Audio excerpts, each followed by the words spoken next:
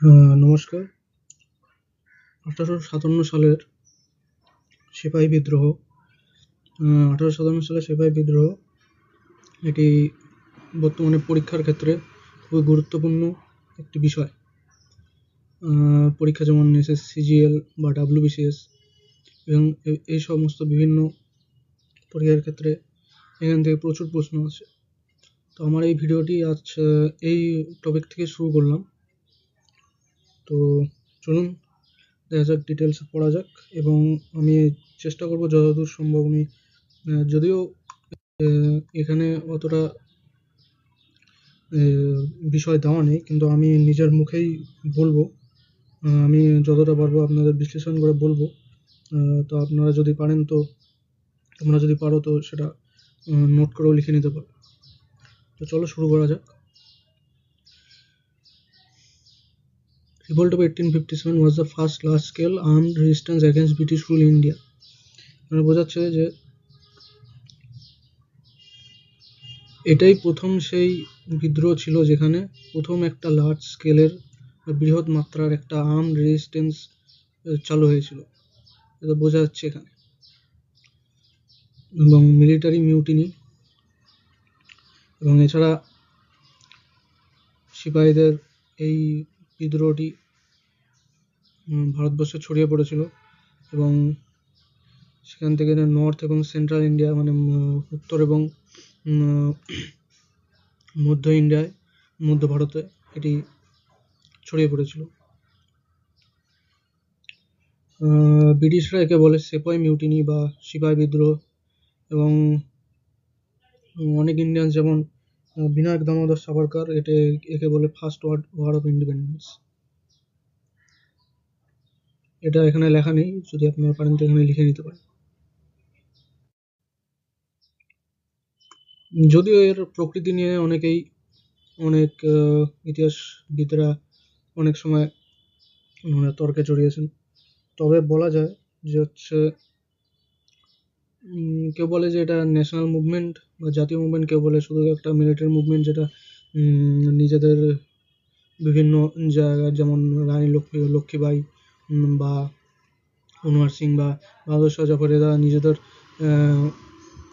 স্বার্থসিদ্ধির জন্য এই আন্দোলনে যোগ দিয়েছিল, কিন্তু এটা নিয়ে এখনো তো বিতর্ক চলছে। আসলে এটা একটা বিভিন্ন সিপাহী বিদ্রোহ এবং জনগণের যে একটা ক্ষোভ, তার সাথে জাতীয়তাবাদ মিশিয়ে এই বিদ্রোহটা শুরু হয়েছিল।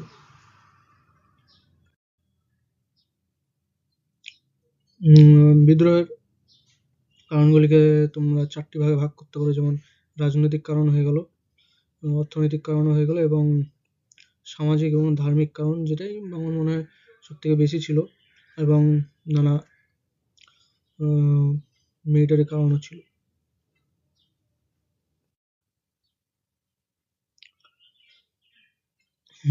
রাজনৈতিক কারণের মধ্যে বলতে চাই, প্রথমেই যেই কারণটা হবে সেটা হচ্ছে লর্ড ডালহৌসির ডক্ট্রিন অফ ল্যাপস, যেটা তিনি লর্ড ডালহৌসি 1848 সালে তিনি এই ডক্ট্রিন অফ ল্যাপস বা সত্য বিলোপ নীতি এটাকে তিনি এটাকে তিনি আনেন এবং এর মেন এর প্রধান যেটা কারণ ছিল যে এই আইনে বলা হয়েছিল, যদি কোনো ভারতীয় কোনো সন্তান বা উত্তরাধিকার ছাড়াই কোনো ভারতীয় রাজা মারা যায়, তাহলে তার সেই তার এলাকা বা তার অধীনস্থ যেই রাজ্য থাকবে, সেটা একদম অটোমেটিক্যালি বা স্বতঃস্ফূর্তভাবে সেটা ব্রিটিশদের কাছে চলে যাবে। এটা নিয়েই মেন হচ্ছে তখনকার রাজাদের মধ্যে এটা নিয়ে একটা ক্ষোভ জন্মেছিল। এছাড়া 1856 সালে ইনি মানে ডালহৌসি অবোধ বা অযোধ্যা, যাই বলা হোক, অবোধের তাদের কাছে ব্রিটিশ সাম্রাজ্য অন্তর্ভুক্ত করেছিল, যার ফলে সেখানকার নবাবের অপমান বোধ হয়েছিল এবং সেখানকার অধিবাসীরাও এ নিয়ে ক্ষোভ প্রকাশ করেছিল। এবং তিনি একটা কথা বলেছিলেন, যেটা অনেক সময় হয়তো আসতে পারে, ডালহৌসির একটা উক্তি আছে, Awadh is like that cherry that will drop into our mouth one day. এই কথাটা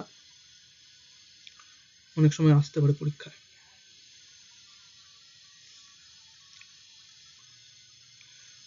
এছাড়া মুঘল এম্পায়ার বাহাদুর শাহ জাফর ইনসাল্টেড, এবং ব্রিটিশদের নানা কারণে মুঘল এম্পায়ার বাহাদুর শাহ জাফরকেও নানা অপমান করা হয়েছিল।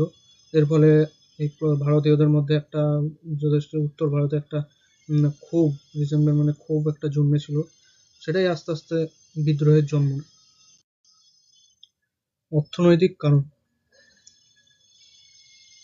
সেটা শুরুর থেকেই বোঝা যায় যে ব্রিটিশরা ভারতে এসেছিল ভারতকে লুট করতেই। সে যতই কোনো ইয়ে থাকুক না কেন, মহৎ কাজের কোনো ইয়ে ছিল না। যারা ব্রিটিশরা ভারতে এসেছিল, ব্রিটিশদের নীতিও এরা চালু করেছিল যাতে ইন্ডিয়ান মানে ভারতীয় যে অর্থ ব্যবস্থা সেটা যাতে নষ্ট হয়ে যায়, এরকম করে তারা নীতিগুলো তারা তৈরি করেছিল।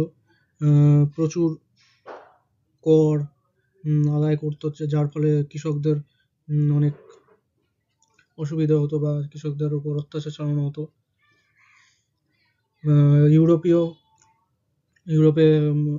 যে 18শো শতকে যে আমাদের ইন্ডাস্ট্রিয়াল রিভলিউশন হয়, তার ফলে সেখানকার কম দামে জিনিসপত্র বা কাপড় চোপড় ভারতে চলে আসে, যার ফলে ভারতের যে নিজস্ব যে কুটির শিল্প বা হ্যান্ডিক্রাফট যাকে বলা হয়, সেগুলি অনেক সময় তার পতন শুরু হয়ে যায়। ব্রিটেনে ভারতের সম্পদগুলি চলে যেতে থাকে, এর ফলে সাধারণ মানুষ অর্থনৈতিকভাবে দিশেহারা হয়ে পড়ে। সামাজিক এবং ধার্মিক কারণগুলি, মানুষের মধ্যে একটা ভয় চলে এসেছিল যে বিদেশি যে ইয়ের ফলে, বিদেশি শাসনের ফলে যে মানুষের নিজস্ব যে কালচার বা যেগুলো হয়, কালচার বা নিজের সংস্কৃতি, এটার কোনো একটা ইয়ে হয়ে যাবে, এবং ইন্টারফারেন্স ইন কাস্টমস, বিভিন্ন ভারতীয়দের প্রথার মধ্যে ব্রিটিশদের নানা আইন করে এর মধ্যে নষ্ট করার চেষ্টা করতো। যদিও বিধবা বিবাহ একটা ভালো কাজ, কিন্তু তখনকার অর্থোডক্স বা গোঁড়া যারা হিন্দু ছিল তাদের মধ্যে এই বিধবা বিবাহ নিয়ে একটা ক্ষোভ তৈরি হয়। বিধবা বিবাহ কবে চালু হয় যেটা বলতে পারো, বা কার ইয়েতে হয় এটা আপনি বলতে পারেন? যেমন এটা হয় 1856-তে ঈশ্বরচন্দ্র বিদ্যাসাগরের তত্ত্বাবধানে উদ্যোগে লর্ড ডালহৌসি এই বিধবা বিবাহকে আইনে পরিণত করেছিলেন, এবং মিশনারি অ্যাক্টিভিটিস পাদ্রি বা এই হোক ধর্মান্তরণকরণ একটা শুরু হয়ে যায়। যেমন এই যে বলাই আছে, কনভার্টেড ইন্ডিয়ান্স টু খ্রিস্টানিটি, ভারতীয়দের খ্রিস্টান ধর্মে ধর্মান্তরিতকরণের একটা প্রচেষ্টা চালানো হচ্ছিল।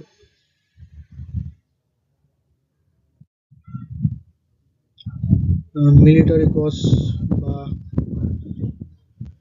এখানে বলা যায় যে সিপাহী বিদ্রোহের যে ভারতীয় সেনারা ছিল, তারা বিভিন্ন কারণে ক্ষোভে ছিল, একটা ক্ষোভ তাদের মধ্যে জন্ম নিচ্ছিল, কারণ তাদের লো স্যালারি বা কম বেতন, ভারতীয়দের বলে তাদের একটা ছোট দেখানোর জন্য ভারতীয় সৈন্যদের কোনো প্রমোশন দেওয়া হতো না, তাদের মধ্যে ভেদাভেদ তৈরি করা হতো। আর মেন যে এই কারণটা তোমরা সবাই জানো, এনফিল্ড রাইফেলের যে এখানে বলা হতো যে এই রাইফেলটা ছিল, এই রাইফেলের এই গুলিটা যখন করা হতো কার্ট্রিজটা খোলার জন্য, এখানে কার্ট্রিজটাতে যাতে গুলিটা যাতে গ্রিজের জন্য কার্ট্রিজের মধ্যে কাউ এবং শূকরের চর্বি মেশানো হতো। এর ফলে হিন্দু এবং মুসলিম দুই সম্প্রদায়ের লোকেদের মধ্যে, সেনাদের মধ্যে এ নিয়ে এক ক্ষোভ উগড়ে হয়, ক্ষোভ তৈরি হয়ে যায়, যার ফলে যেটা এই 1857 সালে সিপাহী বিদ্রোহের এক প্রধান কারণ।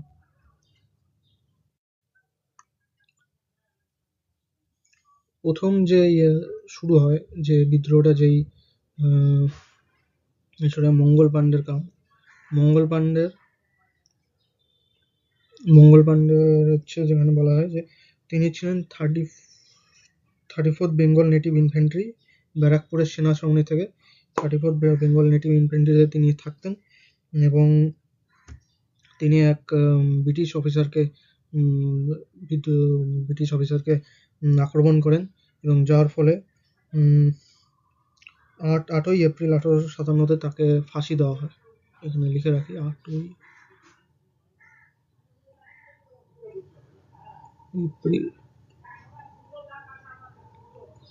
এপ্রিল 1857 তাকে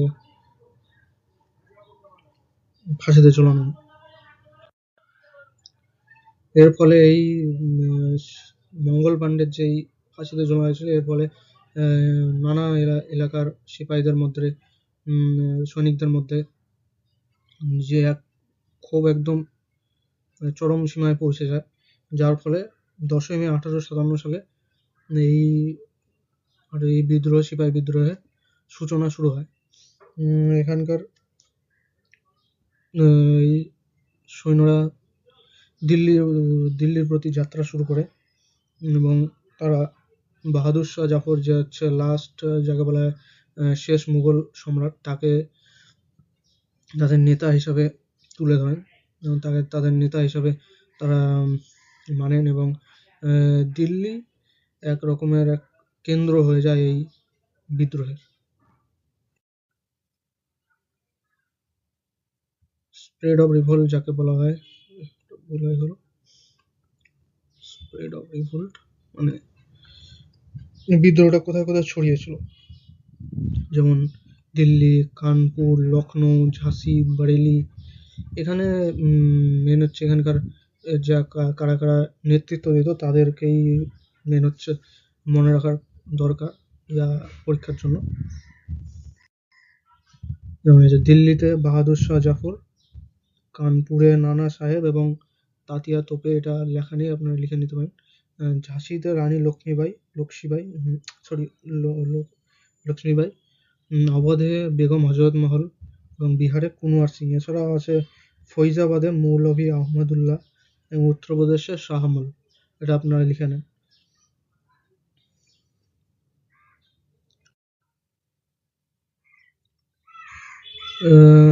রিভোল্টের মানে বিদ্রোহের যে একটা গতানুগতিক যে পরিণাম, সেটা একটা বলা যায়। যে প্রথমে বিদ্রোহীরা কিছুটা সাফল্য পেল, কিন্তু ব্রিটিশদের যে পরিমাণ একটা সৈন্যবলের কাছে তারা হার মেনে যায়, এবং আস্তে আস্তে বিভিন্ন জায়গায় ব্রিটিশরা একে একে এই নেতাদের হারাতে শুরু করে, এবং যার ফলে এই বিদ্রোহটি নেতৃত্বহীন পড়ে। যেমন দিল্লিতে জন নিকলসন, এখানে লেখা নেই, আপনারা লিখে নেবেন। দিল্লিতে জন নিকলসন বিদ্রোহটা দমন করে। লখনৌয়ে ঝাঁসিতে আগে বলা যায়, ঝাঁসিতে বলা যায় হিউ রোজ, যিনি রানী লক্ষ্মীবাইয়ের বিরুদ্ধে বিদ্রোহ দমন করেছিলেন। আর কানপুরে কলিন ক্যাম্পবেল, এটাও লিখে নেবেন, কলিন ক্যাম্পবেল।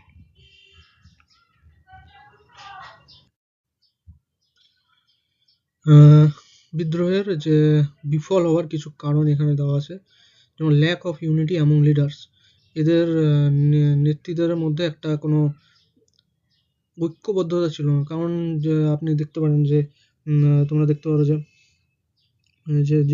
লক্ষ্মীবাই হোক বা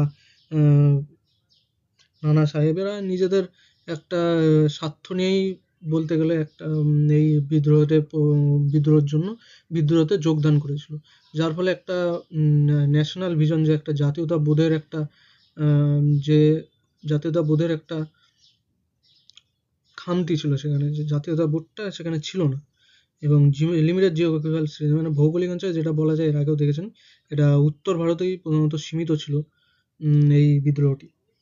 এছাড়া বলছে উইক লিডারশিপ, যেটা বলা যায় উইক লিডারশিপ কোঅর্ডিনেশন, কারণ তারা এই বিভিন্ন অঞ্চল, যেমন দেখা আছে এখানে দেখা যায় যে দিল্লি, বিহার, উত্তর কানপুরে, এরা নিজেদের মধ্যেই ছিল এবং যোগাযোগের অভাবের ফলে, মানে যোগাযোগ সেরকম না থাকার ফলে সেই একটা নিজেদের মধ্যে একটা কোঅর্ডিনেশন যাকে বলে সেটা ছিল না। ব্রিটিশ সুপিরিয়রিটি এবং ওপেন স্ট্র্যাটেজি, এটা তো বোঝাই যায়, কারণ যে হচ্ছে ব্রিটিশদের কাছে উন্নত মানের আরও অস্ত্রশস্ত্র ছিল এবং তাদের কাছে একটা মিলিটারি স্ট্র্যাটেজিও ছিল যে কীভাবে, তাছাড়া যেহেতু এটা কোঅর্ডিনেটেড কোনো একটা লিডারশিপ ছিল না, যার ফলে এই বিভিন্ন একটা স্ট্র্যাটেজির ফলে বিদ্রোহটা দমন করা খুবই সহজ হয়ে পড়ে ব্রিটিশদের কাছে। এবং অনেক ক্ষেত্রে বিভিন্ন রাজারা, যেমন হায়দ্রাবাদের নিজাম যাকে বলতে পারেন, যিনি প্রথম এই সত্যবিলোপ নীতি গ্রহণ করেছিলেন, এবং তার মতো অনেকেই ব্রিটিশদের অধীনস্থ ছিল, মানে বিদ্রোহতে সেভাবে যোগদান করেনি। রেজাল্টস অফ দ্য রিভোল্ট, এর ফলে কী হয়েছিল, এটা অনেকটা এটাই মেন হচ্ছে এই চ্যাপ্টারের, এই অধ্যায়ের যে মেন, এখান থেকে কোশ্চেন অনেক আসে। বলা যায় major end of the east India company, এর ফলে গভর্নমেন্ট অফ ইন্ডিয়া অ্যাক্ট 1858 সালে এই যে গভর্নমেন্ট ইন্ডিয়া অ্যাক্ট আসে, এখানে হচ্ছে ইস্ট ইন্ডিয়া কোম্পানির যে শাসন এতদিন ছিল 1757 থেকে, তা একদম অ্যাবলিশ করে দেওয়া হয় বা যাকে তুলে দেওয়া হয়। এরপর হচ্ছে সেখানে এখানে ব্রিটিশ ক্রাউন যাকে বলে, ব্রিটিশ গভর্নমেন্টের শাসন চলে আসে একদম। এবং ভাইসরয়ের এখানে লেখা নেই, যেহেতু আপনারা লিখে নিতে পারেন। গভর্নর জেনারেলের পোস্টটি সরিয়ে সেখানে ভাইসরয়ের পোস্ট আনা হয়, এবং কুইন ভিক্টোরিয়া সেই সময় রানী ছিলেন, এবং